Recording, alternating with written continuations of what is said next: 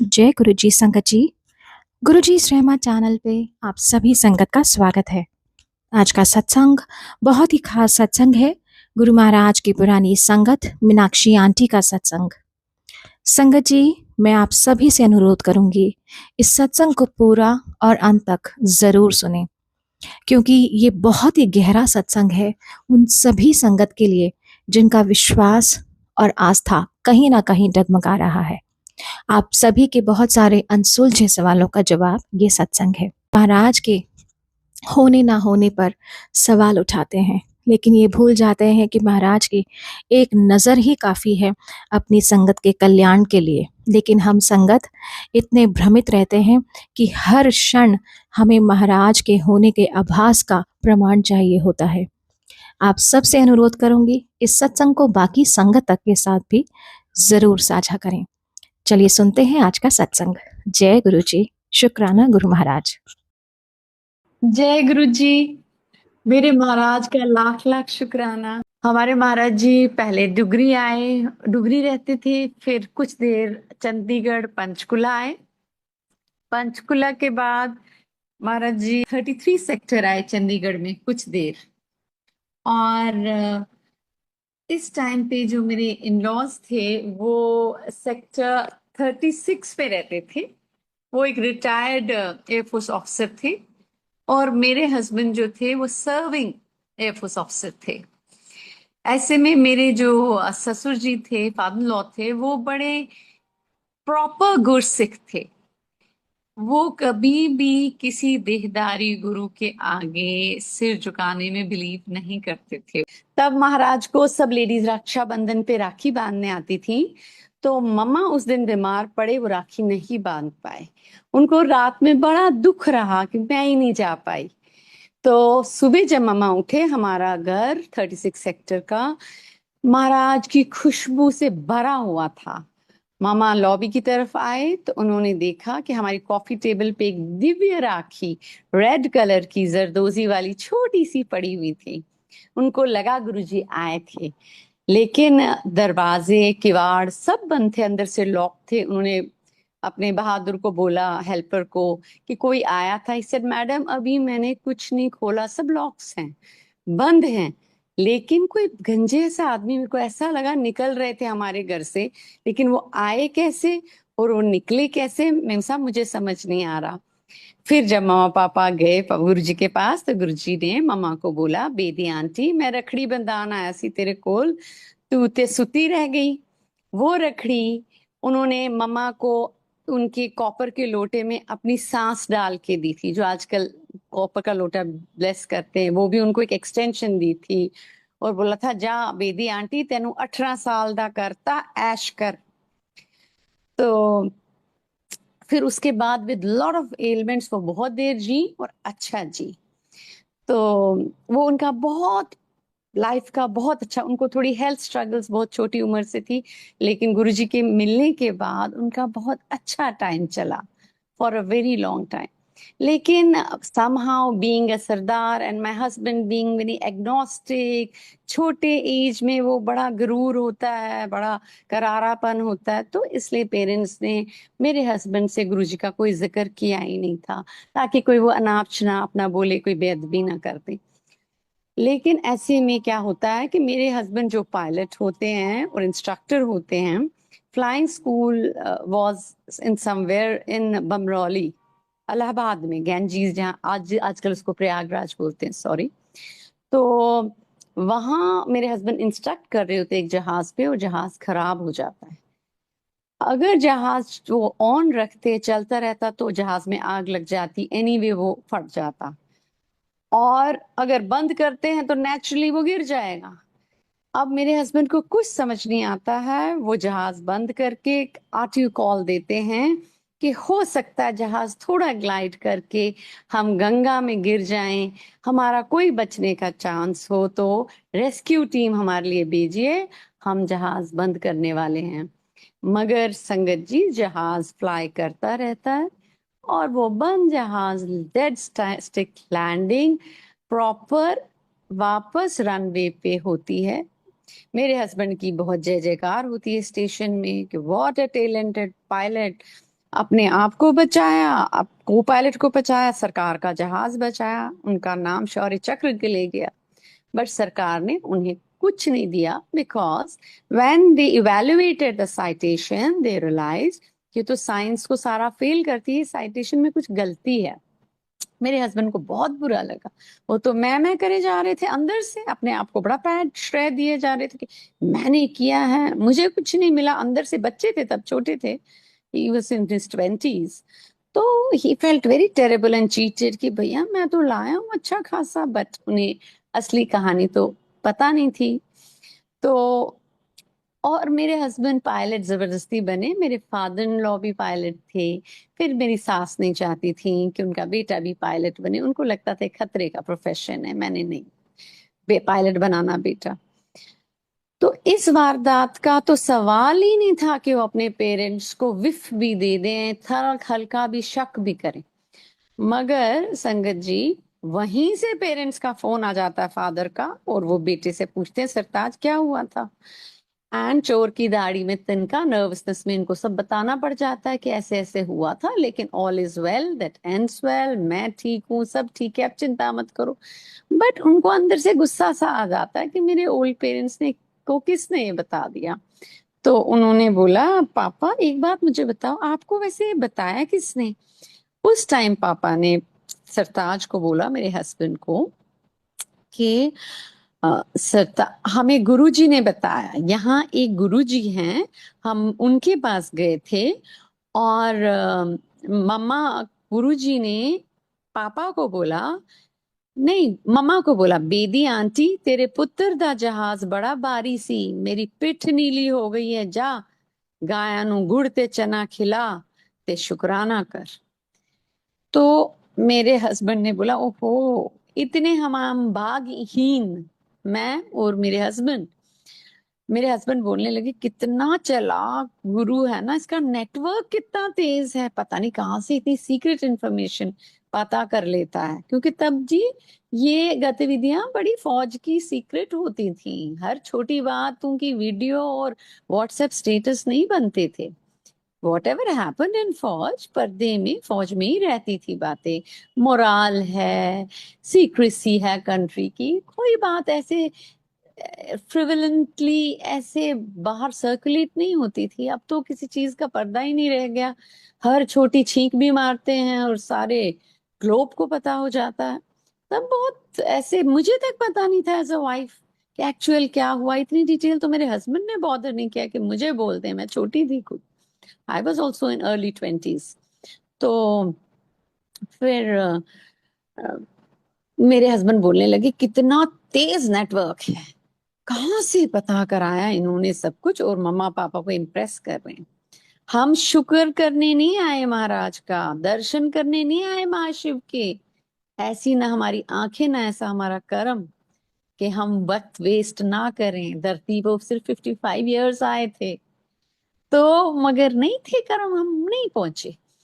और उल्टा सुल्टा बोलने लगे मेरे हस्बैंड स्पेशली। मेरे को तो समझ ही नहीं आई कि ये क्या हो रहा है, मुझे इतनी वो ही नहीं थी, और रफा दफा हो गई बात। कुछ दिनों में हमें एक अच्छा सॉलिड थप्पड़ और पड़ा। हमारी 2.5 साल की बेटी थी, जिसमें मेरे हस्बैंड की आज भी, लेकिन तब इतनी आत्मा बसती थी, जैसे वो ट्विन सोल होते हैं ना, कि दो जिस्म एक जान।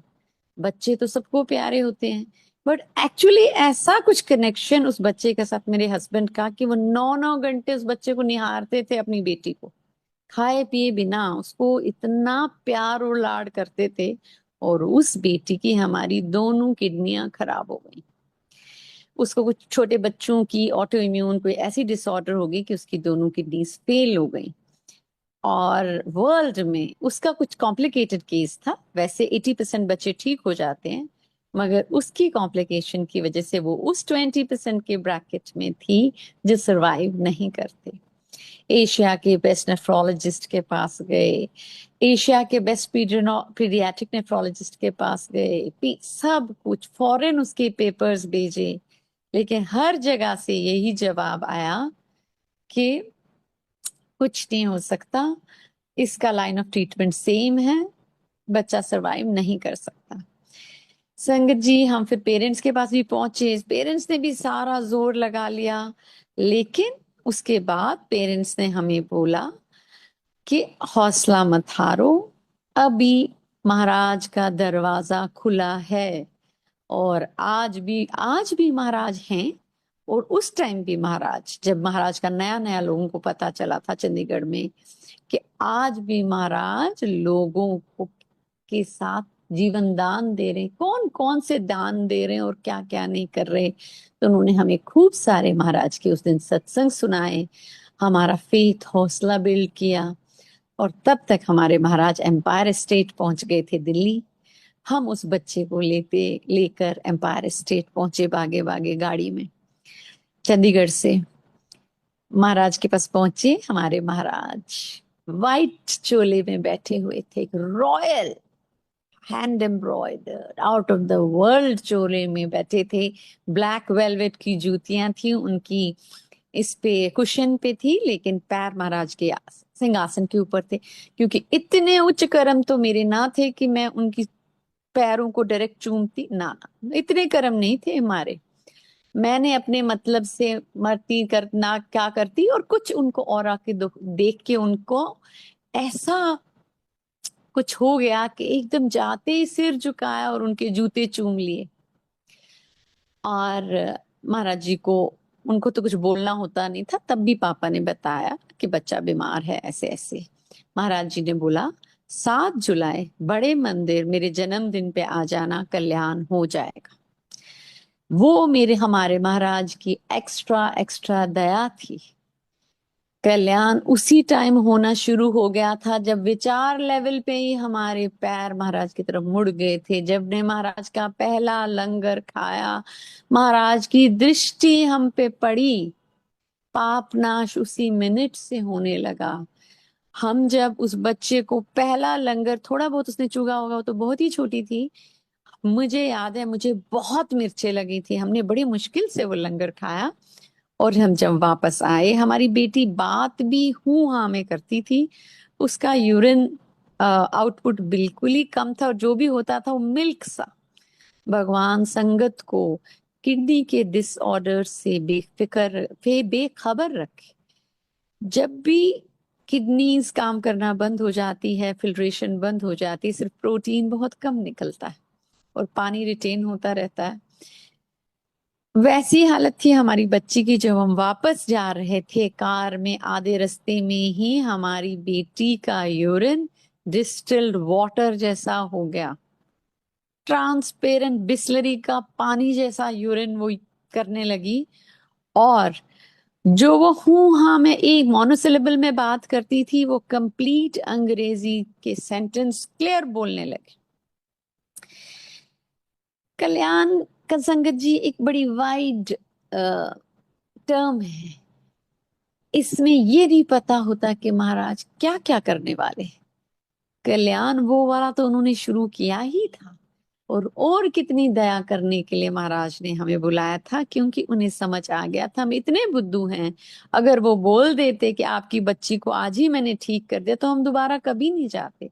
और हमें तरस की जरूरत थी, हमारे हालत तरस वाली थी। हमें सिर्फ हमारा बच्चा बीमार नहीं था, हम हस्बैंड वाइफ के बीच में भी टीदिंग प्रॉब्लम्स चल रही थी, हम डिफरेंट कल्चर्स के थे, हमें फाइनेंशियली भी बहुत टाइट थे। मैं तो एक कश्मीरी माइग्रेंट लड़की थी, बहुत उजड़ के हम आए थे, और मेरे हस्बैंड एक सिंपल फौजी फैमिली के बच्चे थे, और ऑन टॉप ऑफ दैट उनको इतना मॉनेटरी ये वाइल्ड वर्ल्डली विजडम नहीं था, पैसे वैसे भी उनने कोई संभाले नहीं, तो फाइनेंशियली भी हम काफी वीक हो रखे थे, और अब बच्चा भी हमारा मर रहा था। तब महाराज को दिख रहा था, और आगे के भी हमारे पाप दिख रहे होंगे कि क्या क्या हम पे गिरने वाला होगा आगे से भी। महाराज को तरस आ गया, मुझ पे तरस आया, मेरे पति पे तरस आया, हमारे सारे परिवार पे तरस आया। तो महाराज ने हमें 7 जुलाई का न्योता न्योता दिया। जब हम 7 जुलाई के, we could not wait for 7 July, 7 जुलाई वापस पहुंचे। संगत जी बड़े मंदिर के लिए, तो मैं बड़ा एक्साइटेड महाराज लाइन में लग गई। मैंने गुरुजी को बोला, गुरुजी रहमत पे रहम करो, और गुरुजी ने एक हाथ से मुझे रफा दफा कर दिया। मतलब मेरी तरफ देखा भी नहीं और हाथ से ऐसे ऐसे कर दिया कुछ। वो मुझे बड़ा इंसल्टिंग लगा, मुझे बहुत बुरा लगा, मेरा दिल टूट गया कि यहाँ इतने इतने रिच लोग, इतने हाई फाई लोग कर रहे हैं, घूम रहे हैं, उनको तो महाराज हंस हंस के, बोल बोल के उनसे बातें कर रहे हैं, और मैं जो सच में इतनी टूटी हुई हूँ मेरी तरफ देख भी नहीं रहे। महाराज निरंकार हैं, महाराज सब चीज देखते हैं, वही अंदर है हमारे दिल में और वही बाहर हैं, गुरु जी के रूप में भी वही, गुरु रूप उनका गुरु जी कहलाता है, और निरंकार रूप हमारे साथ 24 घंटे चलता है। तो जो महाराज के निरंकार रूप ने देख लिया कि मैं टूट गई हूँ। जनरली वहां कोई गप्पे बातें महाराज की हुजूरी में करता नहीं था।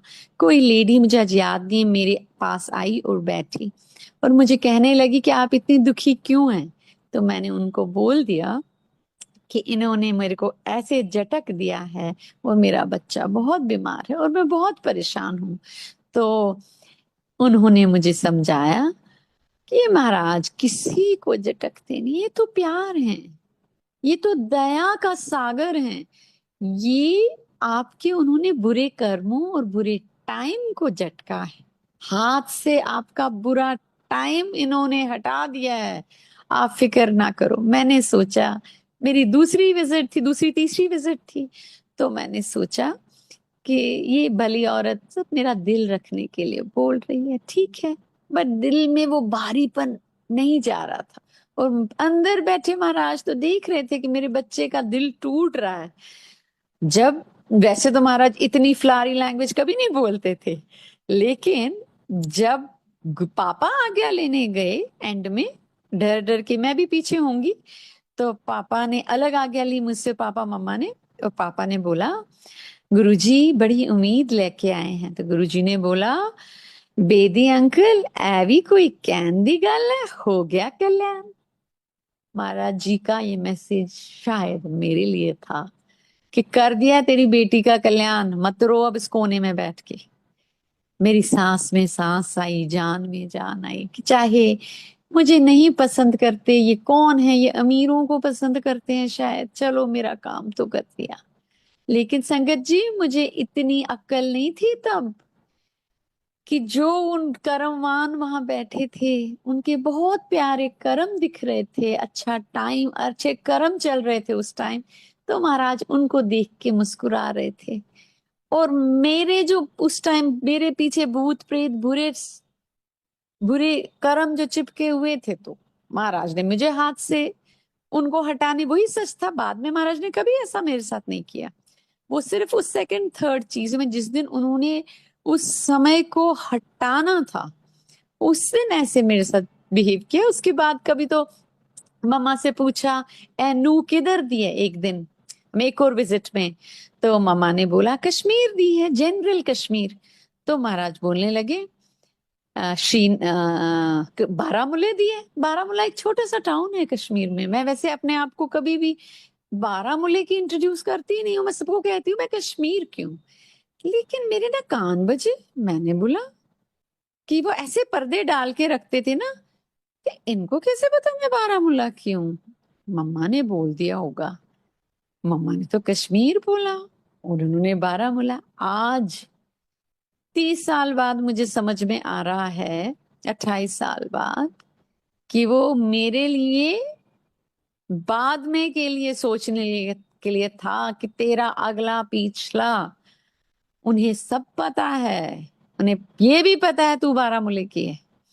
मेरे महाराज का लाख लाख लाख शुक्राना।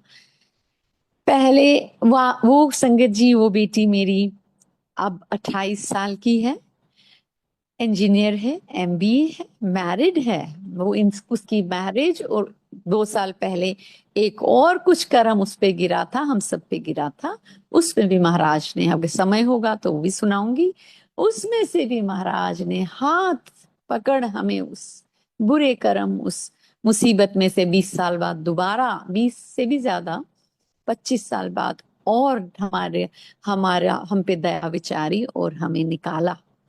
हमारे महाराज का, गुरु जी महाराज का करोड़ों करोड़ों करोड़ों शुक्राना। जितना करूं उतना कम। आज वो लड़की हैप्पीली मैरिड है और जॉब भी है उसको, महाराज ने सुहाग भी बख्शा, दुनियाई सुहाग, अपना हस्बैंड भी, उसकी शादी भी करी, सब महाराज ने उसका सवार दिया है। महाराज सब बच्चों पे दया करें। ये दो बड़े कल्याण तो महाराज ने कह के किए। उसके बाद संगत जी, एक बारी एक विजिट में, हम तो बहुत कम ही जाते थे क्योंकि तभी तभी जाते थे, फौजी थे, हमारे पास इतने पैसे भी नहीं, ना हमें इतनी बुद्धि। बट हम सिर्फ, मेरे हस्बैंड तो केवल वो बोले भंडारी, वो थैंक यू करने आते थे, कुछ मांगने नहीं, कुछ नहीं। मैं इतनी चालाक कि मुझे समझ आ गया था, भैया ये कोइंसिडेंस नहीं है, चाहे इनको सीधियां हैं, कुछ है, दिमाग में चलता रहता था, कुछ है भैया, मगर यहाँ आके तो वारे न्यारे हो ही जाते हैं। यहाँ रिटर्न गिफ्ट के बिना हो ही नहीं जाता। मुझे ये समझ नहीं आता था कि मैं इतना कम आती हूँ तो इसलिए, और मैं इतनी फकीर हूँ कि महाराज को कुछ ना कुछ मेरे पे तरस आके हमें कुछ दे के ही बेचते हैं, क्योंकि हम बहुत कम भी आ पाते हैं। उनको सब पता है, और जो हमें बड़ी जरूरत है उस हिसाब से दे के बेचते थे। बाकी लोग जो रोज आते थे, उनको रोज तो ऐसा एविडेंट रिटर्न गिफ्ट नहीं मिलता होगा, लेकिन पाप नाश हो के उनकी आत्मा की कितनी वृद्धि होती हो, उनके कितने पट खोल रहे हो महाराज, उन वो कितने बड़े गिफ्ट है, रिटर्न गिफ्ट है, और आज भी वो कर ही रहे हैं। अगर हम बड़े मंदिर जा रहे हैं तो हमें ये नहीं सोचना कि आते ही हमारे टेंडर लग जाएंगे। ये का क्या कम है कि जब हम अभी भी बड़े मंदिर या महाराज के सत्संग में जाते हैं या महाराज का नाम तक सुनते हैं, हमारे पाप कितने हल्के होते हैं, हमारी आत्मा की कितनी पवित्रता करते हैं वो। हम तो सिर्फ टेंजिबल हाथ में, वही है ना कि हम हैं ही इतने छोटे, हमें तो बस छोटी छोटी जरूरतें हैं हमारी इस प्लानट पे रहने के लिए, छोटा ही दिमाग है, और इन सहायताओं से ही समझ आता है, करिश्मों से ही गुरुजी समझ आते हैं, जबकि गुरुजी तो करे ही जा रहे हैं, और 24 घंटे बोल के और ना बोले कल्याण ही कर रहे हैं। गुरुजी नाम ही कल्याण है। जब गुरुजी का नाम मुंह पे आ जाता है तो कल्याण ही होता है। वो महादेव हैं, महादेव का नाम कल्याण है। उसी टाइम कर्मों की रेख मिटनी शुरू हो जाती है जब हम महाराज के इस भव्य भव्य बड़े बड़े बड़े, इतने बड़े रूप को का सिर्फ एक दृष्टि ले लेते हैं, क्योंकि महाराज का स्वरूप भी स्वयं खुद महाराज है। इनके स्वरूप की दृष्टि भी लोगों को पड़ जाती है तो उनके भी कल्याण हो रहे होते हैं, चाहे उन्हें पता हो ना पता हो। और हम जब आते थे एक बारी, तब महाराज जी प्रसाद कई बारी कईयों को एक से ज्यादा टाइम देते थे, लेकिन मुझ चालाक को उस प्रसाद का लोभ हो गया था। ये मुझे अकल नहीं थी। कई बारी वो प्रसाद एक दवाई होता था, कई बारी वो प्रसाद एक पेमेंट, एक रिवॉर्ड होता था आपके किसी बहुत प्यारे बड़े कर्म के लिए जो आपने कमाया होता था। महादेव उसकी पेमेंट देते थे। और कई बारी जिस बेचारे तरस करके दे देते थे, अपने खाते में से दे देते थे, कि किसी को बहुत जरूरत होती थी, कोई बहुत दुख और कष्ट में होता था, तो अपनी कमाई प्रसाद के रूप में देख के उसका कर्म काटते थे।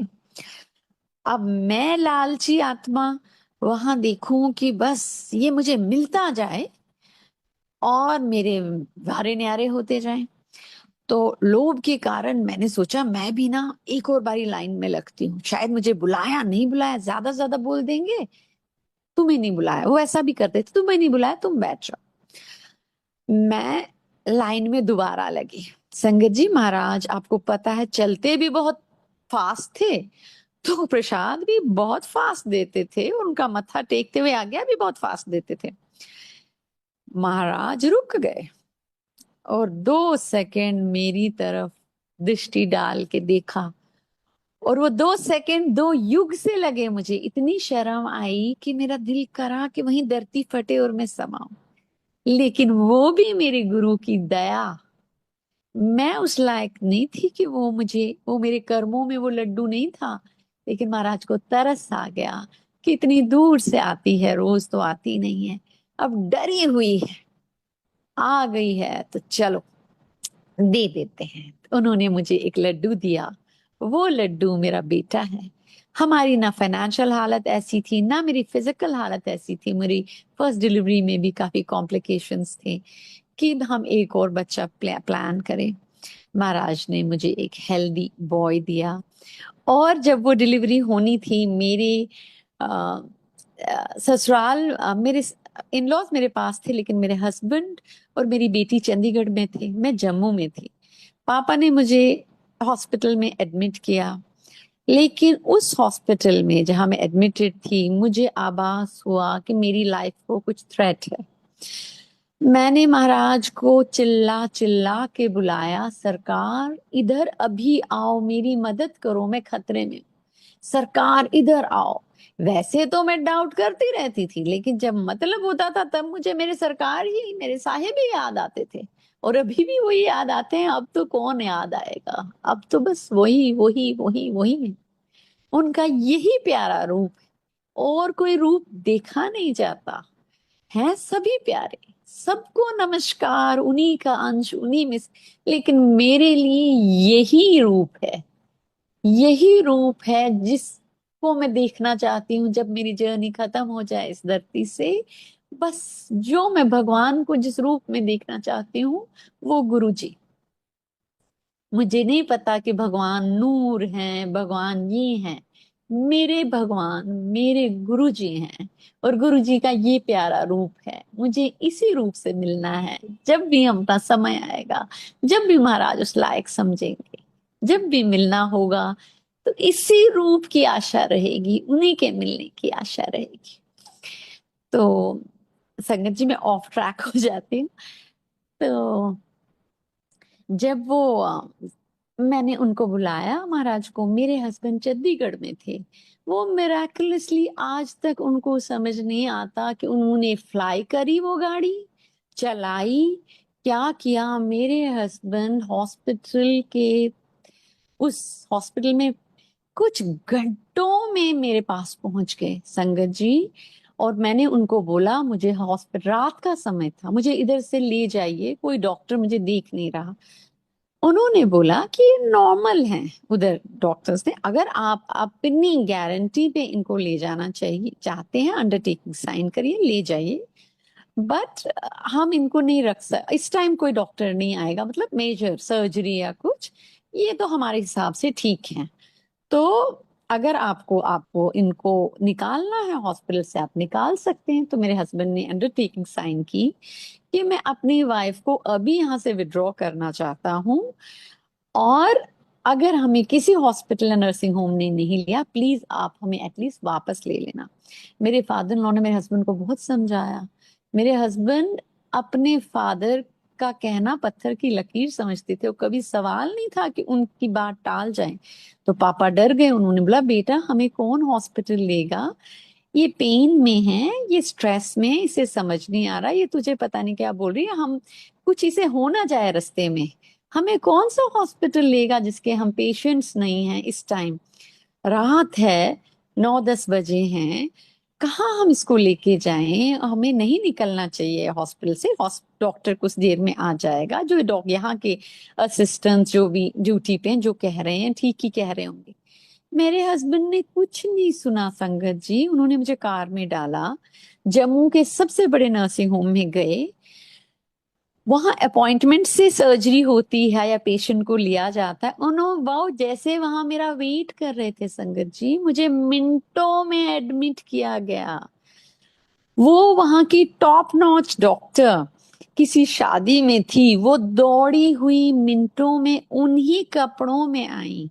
She was wearing a sea green sari, सोने का सेट और इतनी ज्वेलरी और ऑर्नामेंट, वो उन्हीं में भागी भागी आई। मेरा कोई प्री एनेस्थीसिया जो प्रोसीजर यूजुअली होते हैं, कोई टेस्ट, कोई कुछ नहीं हुआ। विद इन 15 मिनट्स मेरा सी सेक्शन हुआ।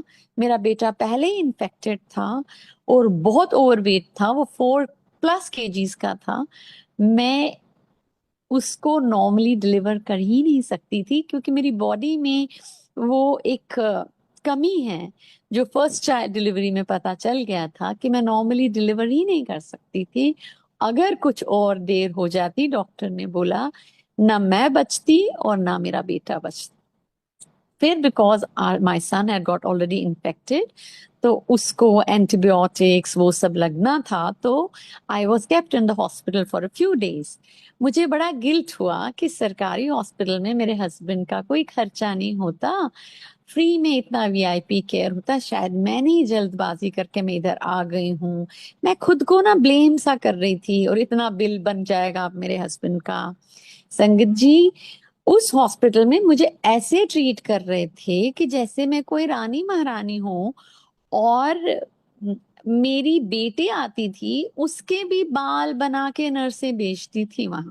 मेरी छोटी बेटी जब मुझसे मिलने आती थी, तो मैंने उन नर्सों से पूछा कि तुम इस कमरे में इतना, मुझे लग रहा था ये मेरा इतना वीआईपी केयर दे रहे हैं हमें 5 स्टार, ये 5 स्टार बिल बनाने वाले हैं मेरे फौजी पति के लिए, बेचारे को उसको अच्छा झटका लगने वाला है।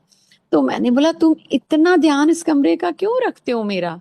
तो वो बोलने लगे, मैडम ने बोला है इस कमरे का खास ख्याल रखना है। ये हमारे महाराज हैं कि दुखी के लोगों को मुझ जैसे वीआईपी कर देते हैं जब अपनी दया पे आए। तो संगत जी, जब जाने का टाइम आया, बिल बिल्कुल नॉर्मल था, और उन्होंने बोला कि आप अपने साथ एक अटेंडेंट ले जाओ for 100 rupees per night for 15 days. आपका सी सेक्शन हुआ है, बच्चे का ख्याल कौन रखेगा? ये है मेरे प्यारे गुरुजी, ये है मेरे प्यारे गुरुजी की दया, जो बनी रहे बनी रहे बनी रहे। संगत जी, जब ये बेटा आया हमारे घर में, तो जैसे फेस्टिवल आ गया, इतनी खुशियां भर आई। उसके बच्चे के चरण ही इतने अच्छे थे। तो फिर हम पोस्टेड थे जोधपुर में। मेरे सास ससुर का मन ही नहीं मानता था चंडीगढ़ में रुकने को, वो बार बार उसे मिलने पहुंच जाते थे। तो एक बारी ये लोग हमसे मिलने पहुंचे, संगत जी, जोधपुर। जोधपुर पहुंचे हम, मामा पापा को लेके, 2 बच्चों को लेके डिनर करने किसी रेस्टोरेंट में, हाईवे पे गए कहीं दूर। मैं बीच में अपने बेटे का डायपर लेने, और वो मेरी शायद कार के दरवाजे में चाबी रह गई। जब हमारा सारा खाना पीना गप्पे खत्म हुई, हम वापस आए घर जाने को, देखा कार के दरवाजे में चाबी थी ही नहीं, किसी ने वो चुरा ली। अब हम क्या करें संगत जी, कैसे जाएं? बहुत अनअर्थली आर, अंधेरा गुप, सारी दुकानें रेस्टोरेंट सब बंद हो गया वहां, हाईवे पे सब कुछ बंद। कहीं से एक ग्रामीण सेवा छोटी सी आ रही थी गांव की, उस पे मुझे, बच्चों को और मम्मा पापा को मेरे हस्बैंड ने बिठाया और भेज दिया कि इनको जी प्लीज छोड़ दो घर। लेकिन मेरे हस्बैंड ना माने कार छोड़ना। मुझे तो इतनी अकल ना आज चलती है ना तब चलती थी। मैंने उन्हें बोला, कल की कल देखी जाएगी, चलो घर चलते हैं। हस्बैंड मेरे डर हैं कि जिसने चाबी ली है वो तो कार लेके फुर हो जाएगा, मैं तो अपनी कार नहीं छोड़ने का, मैं यहीं रहूंगा। मुझे पता थी कि घर से भी मैं कोई डुप्लीकेट नहीं बेच सकती, डुप्लीकेट खो चुकी है। जब हम घर पहुंचे, शीशा तोड़ा, उसमें से बेटी गई, अंदर से दरवाजा खोला उसने, और मैं हेल्पलेस झटपटाऊं अंदर से, और मेरी मदर इन लॉ का रिकॉर्ड फंस गया। जनवरी दी रात, हाय मेरा मुंडा, तू ही गई सी, तू ही गई सी। तो चाबी उनकी अटक गई। आज मुझे समझ आता है कि वो माँ का प्यार होता है। उस टाइम मुझे लग रहा था सास की किड़किड़, कि भैया मेरा ही ये सिर्फ दिमाग खा जाएंगे, मैं क्या करूं? अब हो गया जो हो गया। मैं हेल्पलेस और गिल्टी फील करूं, किस डर भी लगे इनको कोई वो कार जिसने चुराई अटैक कर ले। अकेले हैं एकदम हाईवे पे, ठंड है, जनवरी के कपड़े भी नहीं इनके पास कोई गर्म। अब मेरे महाराज का एक स्वरूप संगत जी डाइनिंग रूम में लगा हुआ था। मैंने उस पे सर मारा और थक के बोला, कुछ करो। इतने में संगत जी एक चाबी के छल्ले के गिरने की आवाज आई, छन। मैंने महाराज को बोला, महाराज आपने चाबी तो नहीं गिरा दी। फिर अपने साथ बोलने लगी, मैं ना स्ट्रेस से शायद पागल हो गई, ऐसा थोड़ी होता है, चाबियां थोड़ी हवा में से गिरती हैं। और मैं चाबी ढूंढने नहीं गई। इतने में मेरी बेटी का दूसरे रूम से रोने की आवाज आई। मैं गई, मैं उसे चुप कराने गई और वो शिवर कर रही थी, वो डरी हुई थी। तो मैंने बोला, रहमत आप क्यों डरे हुए हो, क्या हुआ है? तो बोलने लगी, मम्मा हवा में से चाबी छत से गिरी, वो पड़ी, भेजो पापा को। वो इस अननेचुरल चीज से डरी हुई थी, एक्साइटेड, मतलब आश्चर्यचकित। ये है महाराज, सबकी तकदीरों की चाबियां भी उन्हीं के पास हैं, मटेरियल चाबियां भी उन्हीं के पास हैं, और सब स्पिरिचुअल चाबियां भी उन्हीं के पास हैं। किस किस चीज का शुक्र करूं। अब एक बारी संगत जी, हम लोग इतने पैसे तो नहीं होते थे कि हम बार बार जाएं। जब हमारी पोस्टिंग होती थी, यूजुअली क्या होता है कि रास्ता दिल्ली में से होके ही हर जगह का जाता है। तो हम हमेशा दिल्ली में से जाते हुए कोशिश करते थे महाराज का आशीर्वाद लेते हुए जाएं। सस्ता सा, वही सबसे सस्ता लड्डू का डब्बा लिया हमने और पहुंचे एम्पायर स्टेट बच्चे लेके। वहां संग शुक्र शुक्र शुक्र, वो सेवा का लड्डू का डब्बा तो सेवादार ने किसी ने रख लिया। वो बोला, आज तो गुरुजी का संगत का डे नहीं है, आप कल आइए। मैं बड़ी दुखी हो गई कि हाय, महाराज के दर्शन नहीं मिलेंगे। अंदर से मैं तड़प, महाराज इतने दयालु, वो इतने दयालु हैं, वो इतने दयालु हैं। हम आधे मन से भी उनको, उनके लिए आधे मन से भी थोड़ा तड़प जाए ना, वो 1000 टाइम वहां से ज्यादा तड़प जाते हैं हमारे लिए। तो मैं बड़ी डिसअपॉइंट हुई कि या तो महाराज किसी तप में थे, क्या बात थी। वो जो भी डिसिप्लिन तो वहां बहुत ज्यादा था, वो डिसिप्लिन बहुत कम चेंज होता था किसी के लिए। तो मैंने मन में बड़ा दुख लगा कि मैं महाराज से हम दर्शन के बिना जा रहे हैं। जब हम एयरपोर्ट पहुंचे संगत जी, एयरलाइंस वालों ने बोला, जी वो फ्लाइट तो कैंसिल हो गई, आपको हम 3 दिन फ्री होटल में खाना रखे दिखे देंगे और होटल में रखेंगे, आप वो फ्लाइट अब 3 दिन बाद जाएंगे। ऐसा कब होता है, आज मुझे समझ आता है। महाराज ने वो मौका बख्शा था। पता नहीं वो उस दिन क्या कर जाते, लेकिन अपने आड़े कर्म पड़ गए पीछे। मेरे हस्बैंड को बड़ी ट्रैवल एंजाइटी है, बच्चे लेके इतना सामान लेके जब एक बार एयरपोर्ट पहुंच गए तो उनका था कि रफा दफा करो, घर पहुंच जाओ, वापस नहीं जाना। मैंने बोला ये गुरुजी कर रहे हैं, आप वापस चलिए। तब मेरी इतनी चलती नहीं, छोटी थी मैं। तो मैंने, चुप रहो तुम, वो नहीं ये नहीं। आज तक वो मेरे से अभी ताना खाते हैं फ्रॉम टाइम टू टाइम कि उस दिन महाराज ने क्या किया हमारे लिए और आप माने नहीं। वो जी लड़ पड़े इन एयरपोर्ट वालों से कि नहीं, कुछ करो, किसी और फ्लाइट में हमें भेज दो, हम वापस नहीं जाएंगे। मेरे को समझ आ गया, ये महाराज को मेरे पे तरस आ गया, मैं तड़प रही हूँ उनके पास जाने के लिए और उन्होंने कराया है। लेकिन मेरे हस्बैंड समझे नहीं, और मेरे अपने कर्म, अल्टीमेटली तो कर्म है ना। तो काल ने भी जाल बिछाया, उसने भी अपने हिसाब गड़ी गड़ी का लेखा मांगे। उसने भी कोई अपना लेखा दिखाया कि भाई इनके पापा तो बहुत ज्यादा ही इनको पैम्पर करते हैं, इतने तो ये अच्छे बच्चे हैं नहीं, इतना कुछ तो अच्छा करके नहीं आए। वो तो इनके लिए, तो हमारे गुरुजी, हमारे पापा जो सबके लिए तारे उतारने को तैयार होते हैं। बट काल भी अपना रखता है ना आगे हिसाब का किताबें, कि तुम्हारे बच्चे तो इतने बुरे हैं, तुम्हारे बच्चे तो ये करके आए हैं, और तुम बस उनके कर्जे काटते रहते हो। तुम कभी चाहते ही नहीं कि इनको डिसिप्लिन करो, तुम तो हमेशा इतना लगा रहता है। ये मेरी अपनी इमेजिनेशन है कि काल और गुरुजी के बीच में कैसे बातें होती होंगी। तो फिर हस्बैंड मेरे नहीं माने, चढ़ गए जी जहाज में जबरदस्ती, दूसरे जहाज में। और मैं बड़ी दुखी थी अंदर से। लेकिन संगत जी तब भी वो जहाज, जब हमें जोधपुर पहुंचना था, जोधपुर नहीं पहुंचा, वो डाइवर्ट होके उदयपुर उतरा। और हम सारे दिन किसी होटल में उदयपुर में रहे। और फिर जोधपुर पहुंचे। पता नहीं महाराज ने वो लीला क्यों रची। उस पोस्टिंग में मेरे हस्बैंड को 2 बारी उनके लाइफ पे बहुत कठिन टाइम आया। एक बारी एक फायर लगी, उन्हें कुछ पता नहीं था, इलेक्ट्रिक ब्लैंकेट जल गया और वो नाइट फ्लाइंग करके आए थे, वो इतने थके हुए थे, उन्हें पता ही नहीं था और उस फायर में से वो बच निकले। दूसरी बारी मेरे हस्बैंड को एक रेस्क्यू ऑपरेशन के लिए 166 people he has saved in one day. He has winched them out of fire and floods and all. उसमें उनका बाजू बिल्कुल सुन्न हो गया था और उस टाइम अगर कोई जहाज उनका आग पकड़ता, उस रेस्क्यू ऑपरेशन बहुत खतरनाक ऑपरेशन था जिसके लिए मेरे हस्बैंड को लेटर गैलेंट्री अवार्ड मिला और महाराज ने दिलवाया और उनकी जान उधर बचाई। शायद उनको कुछ होना था उसमें, लेकिन महाराज वो घड़ी कोई टालना चाहते थे और उन्होंने जोधपुर उस टाइम पे हमें घुसने ही नहीं दिया। जोधपुर बाद में घुसे और मेरे हस्बैंड की उसमें भी बड़ी मुश्किल से जान बची, उस ऑपरेशन में भी। अब ये बातें समझ आती हैं, तब नहीं समझ आती थी कि क्यों गुरुजी इतना आउट ऑफ द वे जा रहे थे, क्यों जोधपुर पहुंचने नहीं दे रहे थे हमें। क्योंकि कोई घड़ी कोई समय था जो महाराज को टालना था।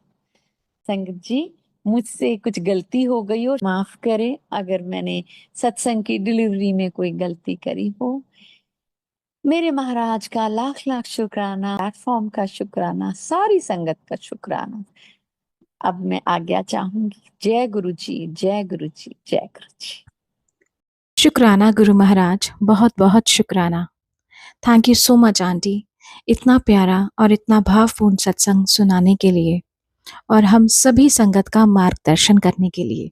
उम्मीद है आज के सत्संग के माध्यम से संगत जी आपके बहुत सारे अनसुलझे सवालों के जवाब जरूर मिले होंगे, क्योंकि यही कोशिश रहती है कि पुरानी संगत के माध्यम से हम गुरु महाराज को और अधिक जान पाएं, उनके और अधिक करीब आ पाएं।